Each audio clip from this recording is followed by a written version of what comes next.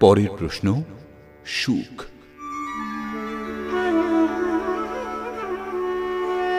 सुखं त्विदानीं त्रिविधं शृणु मे भरतर्षभ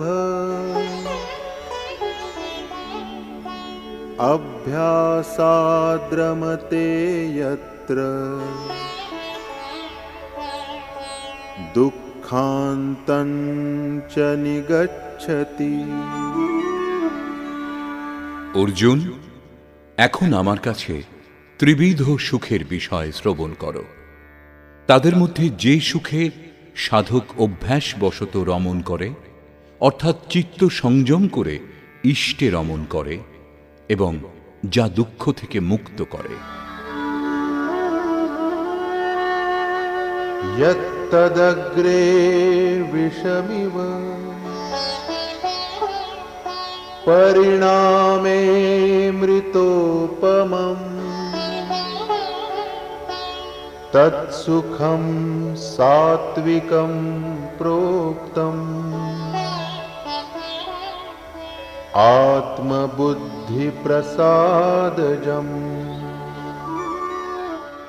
এই সুখ সাধনের আরম্ভকাল যদিও বিষ তুল্য। প্রহ্লাদকে শুলে চড়ানো হয়েছিল, মীরাকে বিষ দেওয়া হয়েছিল। কবির বলেছেন, সুখিয়া সব সংসার হ্যায় খায়ে और सोए, দুখিয়া দাস কবীর হ্যায় জাগে और रोए। অতএব আরম্ভে বিষ তুল্য, কিন্তু পরিণামে অমৃত তুল্য, অমৃত তত্ত্ব প্রদান করে। অতএব আত্মবিষয়ক বুদ্ধির নির্মলতা থেকে উৎপন্ন সুখকে সাত্ত্বিক সুখ বলা হয়। विषयेन्द्रिय संयोगात् यत्तदग्रे मृतोपमम् परिणामे विषमिव तत्सुखं राजसं स्मृतम्।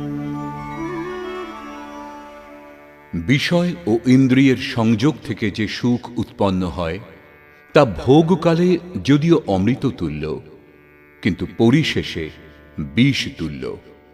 কারণ এই সুখ জন্ম মৃত্যুর কারণ। সেই সুখকে রাজসিক সুখ বলা হয়।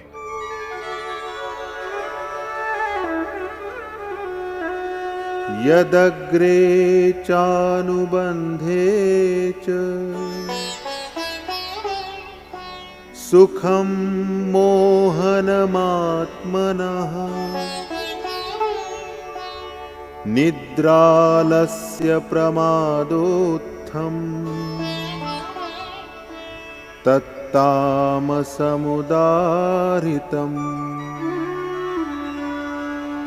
যে সুখ ভোগকালে ও পরিণামে আত্মাকে মোহগ্রস্ত করে, নিদ্রা ইয়া নিশা সর্বভূতানাম, জগৎ নিশাতে অচৈতন্য করে রাখে, আলস্য এবং ব্যর্থ চেষ্টা থেকে উৎপন্ন সেই সুখকে তামসিক সুখ বলা হয়।